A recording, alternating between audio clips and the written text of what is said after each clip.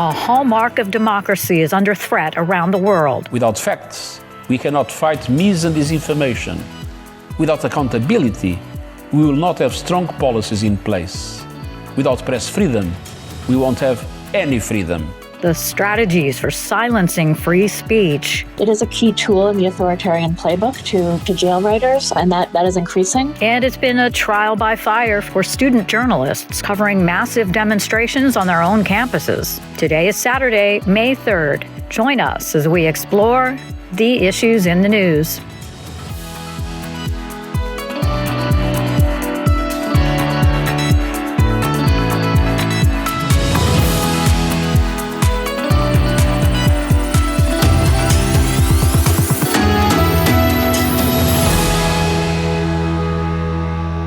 Hi there, I'm Lori London in Washington.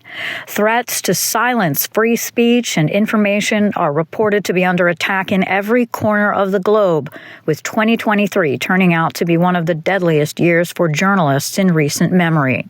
Around the world, media workers are risking their lives trying to bring us news on everything from war to democracy. I'm shocked and appalled by the high number of journalists killed in Israeli military operations in Gaza. Marking this week's World Press Freedom Day, UN Secretary General Antonio Guterres urged all nations to find the political will to defend a free press. Without facts, we cannot fight mis and disinformation. Without accountability, we will not have strong policies in place. Without press freedom, we won't have any freedom. A free press is not a choice, but a necessity. The latest global press freedom rankings from media watchdog Reporters Without Borders, or RSF, presents a discouraging picture.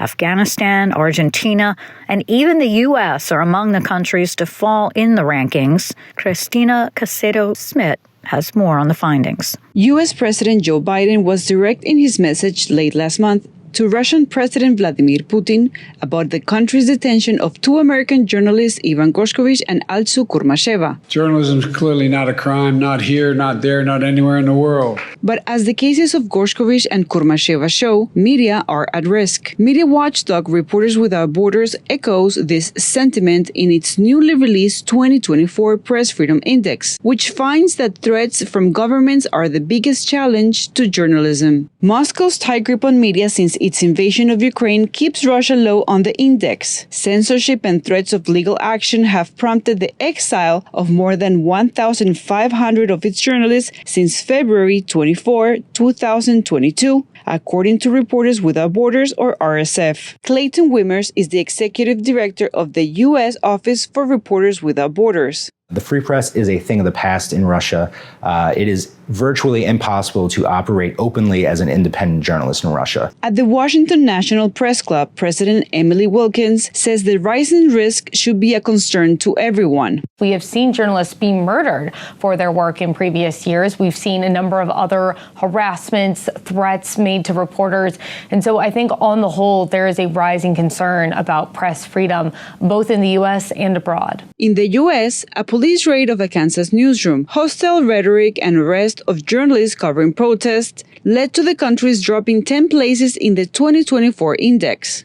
Again, Wimmers. There seems to be this growing culture of acceptability or permissibility towards attacking the media. And we see it especially at the local level. We see local politicians railing against their local newsrooms and their local journalists. We see local law enforcement carrying out pretty shocking actions against local reporters. Argentina, Peru, and El Salvador also saw declines. In those countries, says RSF, political pressure and an environment hostile to journalists are common. Afghanistan fell 26 places to the third worst in the world for press freedom. Taliban directives on media and women make it increasingly hard to work there, say journalists. Afghan journalist Farg Tarin lives in exile. She says that censorship has reached its peak and that media are under censorship. Journalists cannot tell the truth about what is happening, and the media are in a critical situation. China, too, remains near the bottom. and its influence is spreading, says RSF. In Hong Kong, pro-democracy publisher Jimmy Lai is on trial under the national security law introduced by Beijing. He faces life in prison if convicted.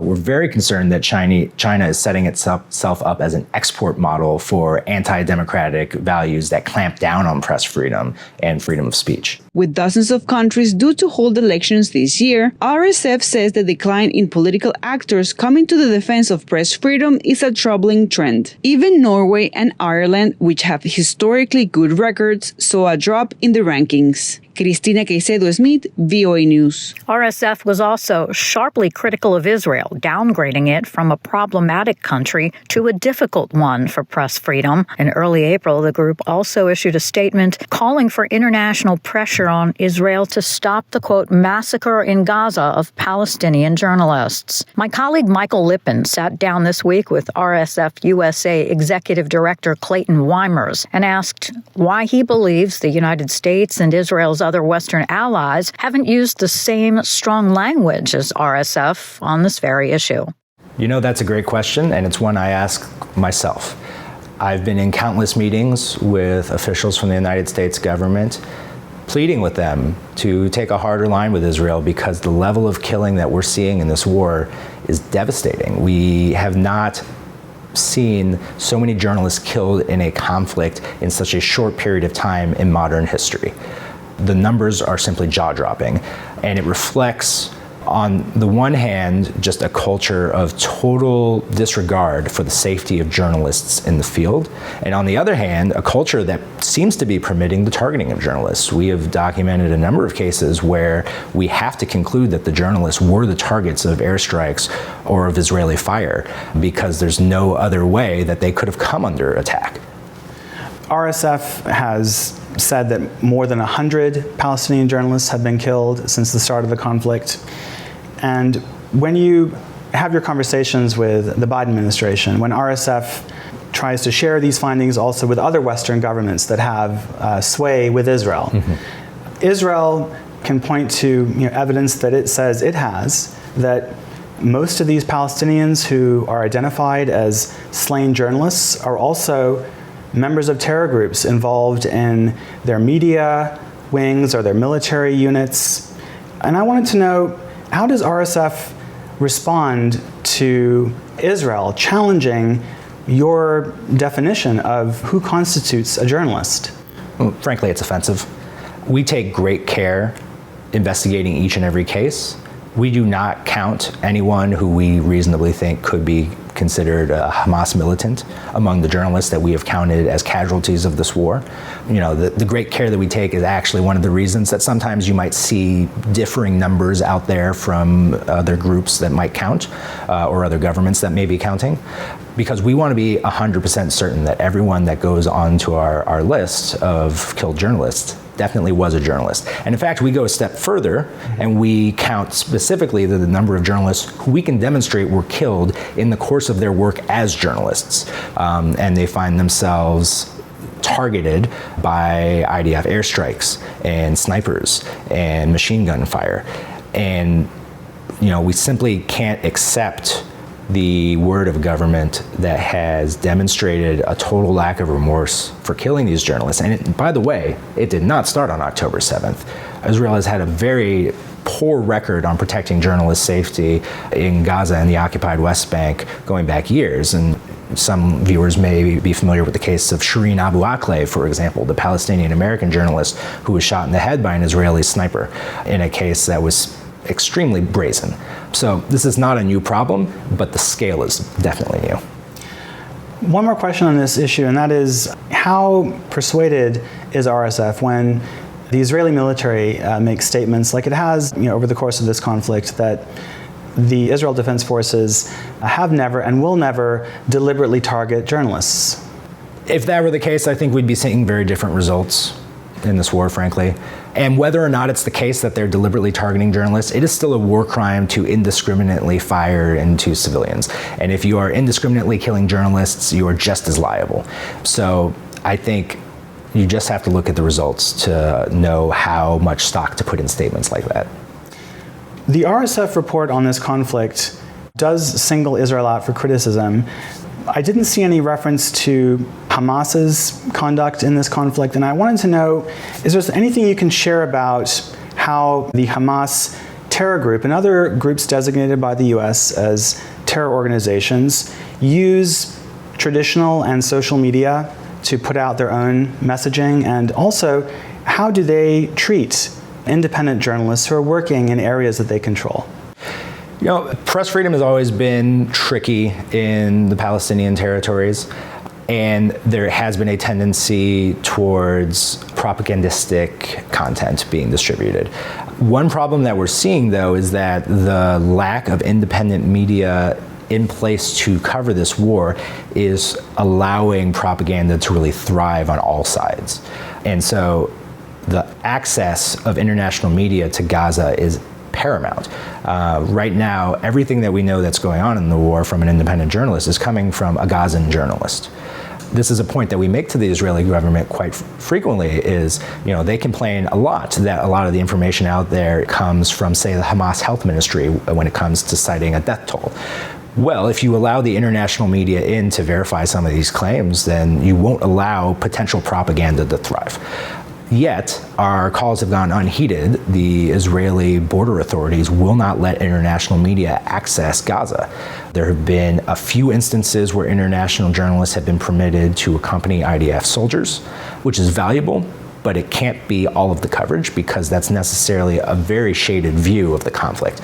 Other than that, I'm only aware of one instance where a journalist was able to get in. That's Clarissa Ward was able to spend a little bit of time in Gaza, but even then she had to use every trick in the book to get in. Clayton Weimers, Executive Director of RSF USA, thank you so much for coming in to VOA. Thank you, it was a pleasure. A separate index released this week by PEN America also shows a sharp spike in the number of writers jailed for expressing their views. Joining me to talk more about it is Karin Deutsch-Karlikar, PEN America's Director of Writers at Risk. Thanks so much for being with us. What can you tell us about your just-released Freedom to Write Index 2023? So PEN America's Freedom to Write Index basically looks at writers who have been jailed in the previous calendar year. It's the 5th year we've produced the index. And what we have found is that there has been a consistent rise in the numbers of writers being jailed around the world. So we're at a 5-year high. The number this year was 339 writers behind bars. And we are seeing, as I said, a consistent trend with more and more writers being jailed.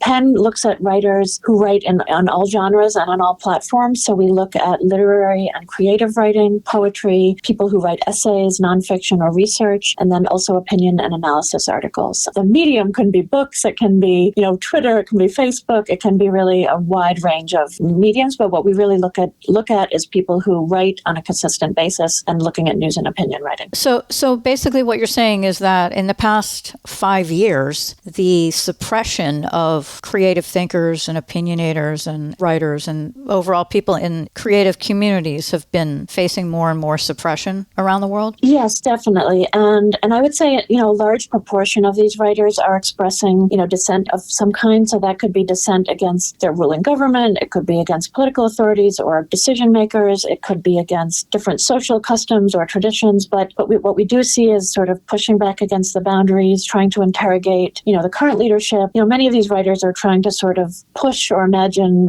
new worlds with different, circumstances. But we do see a consistent trend, I would say, of writers sort of pushing back against the current norms and expressing dissent. And that's really what gets them into trouble. We also have seen, I would say, a consistent trend in a growth of people being prosecuted or persecuted for online expression. So these would be people that are expressing their thoughts and writings online, and that authorities seem particularly interested in cracking down on dissent on online platforms as well. It seems like authoritarian regimes are sort of gaining ground around the world, and freedom of speech would be one thing that they would be looking to. Yeah, no, it's a lead indicator. I mean, what we do see is that writers and those expressing dissent are, in the forefront of crackdowns on political rights and, democratic rights more broadly. So it is something that concerns us, because every time a writer is jailed, it sends a signal to the broader society at large large, that dissent would not be tolerated. And so it encourages self-censorship, it shuts down debate, it shuts down discussion. And so we do see that it, apart from like a single case of a writer being jailed, it has a much broader societal impact and ramification. There are a couple of countries that have been in our top 10 list for the last 5 years. So China has been in the number one spot consistently. The numbers continue to go up. It's now above 100 writers in jail in China, but China has always been in the number one spot. Iran has really jumped up after the protests that started in late 2022 and is in the second spot worldwide. Again, countries like Vietnam and Saudi Arabia also have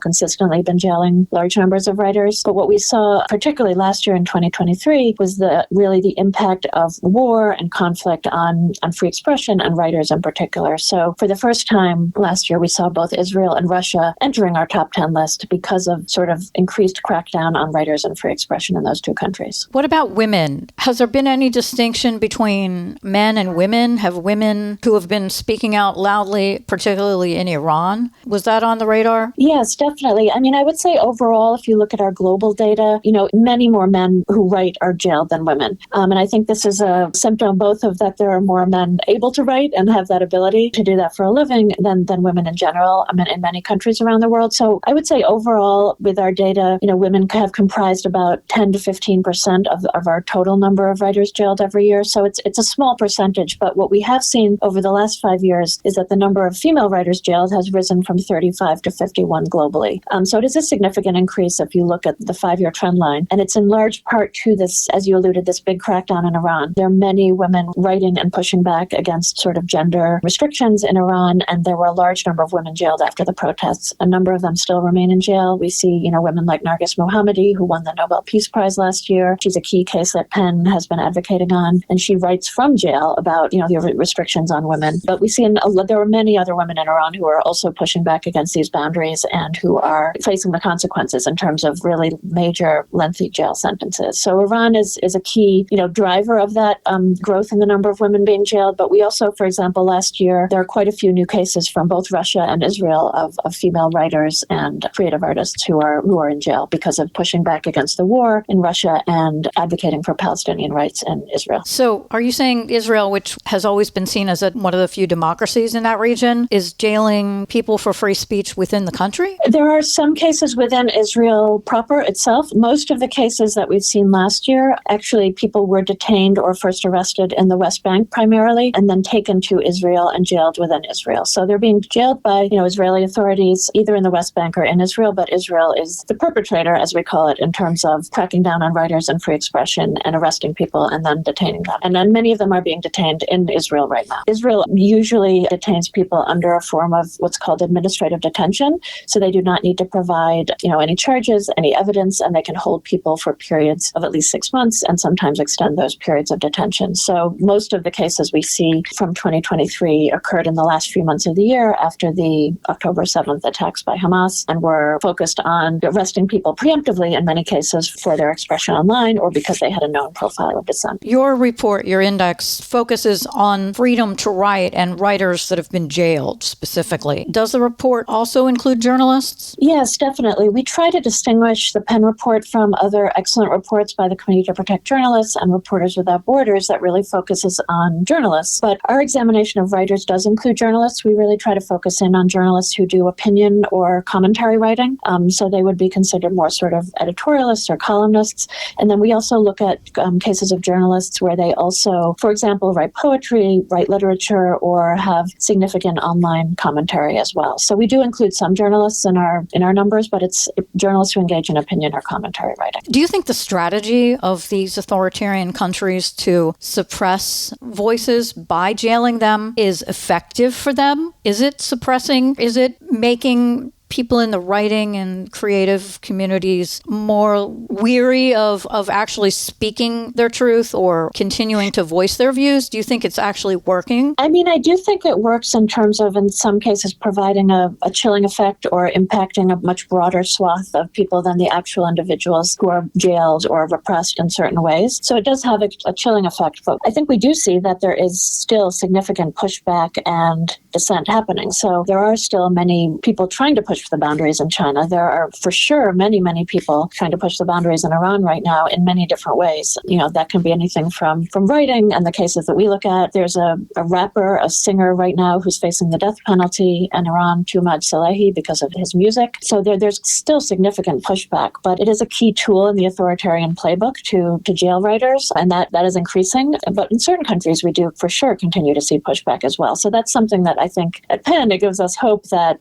despite these huge pressures on writers who are expressing dissenting viewpoints, people do continue to write. They do continue to try to get their words out. And we consider it our job and our mission to help amplify those voices and to make sure that even if a writer is jailed, that their words do not get constricted, that people are still able to read their writing and that their viewpoints are still able to be heard. We have people like Ilham Tohti, who is a Uyghur blogger and academic who is facing a life sentence in prison and has been held incommunicado without any contact with his family for the last several years. And that is because he was writing a blog talking about Uyghur rights and cooperation and intercultural understanding with the Chinese majority. So we see really extreme cases like this where we have, people serving very long sentences of dozens of years. I mean, Nargis Mohammadi in Iran is facing, over 30 years on multiple sentences in prison. We have other writers around the world serving very, very long sentences for nothing more than their peaceful expression. And an example in what I would say is a relatively democratic country, in India, for example, we had a news editor and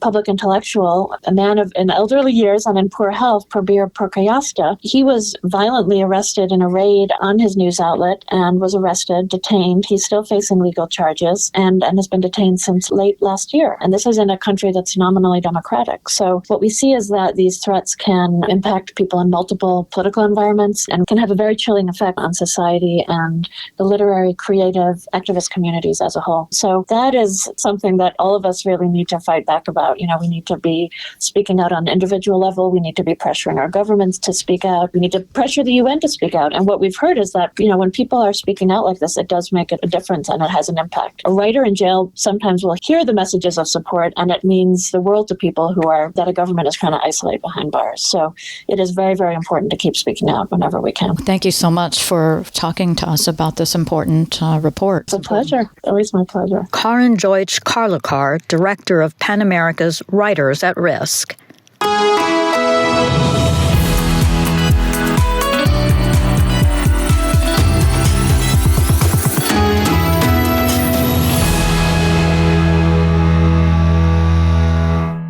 You're listening to Issues in the News. I'm Lori London. Reporting on our planet has become a risky business. Again, UN Secretary General Antonio Guterres. UNESCO reports that in the past 15 years, there have been some 750 attacks on journalists and news outlets reporting on environmental issues. And the frequency of such attacks is rising. This year's theme for World Press Freedom Day was dedicated to the importance of journalism in the context of the global environmental crisis. It is no surprise that some powerful people, companies, and institutions will stop at nothing to prevent environmental journalists from doing their jobs. Media freedom is under siege, and environmental journalism is an increasingly dangerous profession.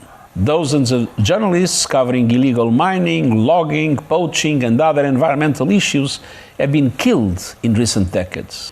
He says processes are also misused to censor, silence, detain, and harass environmental reporters, while a new era of climate disinformation focuses on undermining proven solutions, including renewable energy.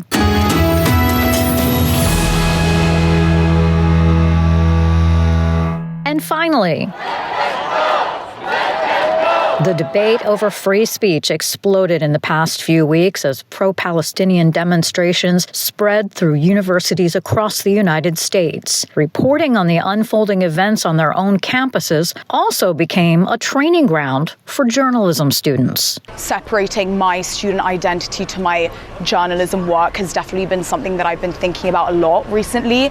And I think at the moment, I'm definitely just trying to report as accurately and as fairly as I can and place my sentiments about the conflict aside. 21-year-old Columbia University Journalism School student Cecilia Blotto said she's been grappling with complicated editorial issues for the first time. I think in the past few days, we've really realized the importance of having reliable, accurate, and fair coverage of what's happening.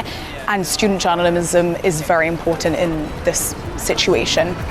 And that is all the time we have for this week. On behalf of all of us here at VOA, thank you so much for listening. For more news throughout the week, listen to International Edition Monday through Friday, or visit us anytime at voanews.com. Join us next week for more issues in the news. Until then, I'm Lori London.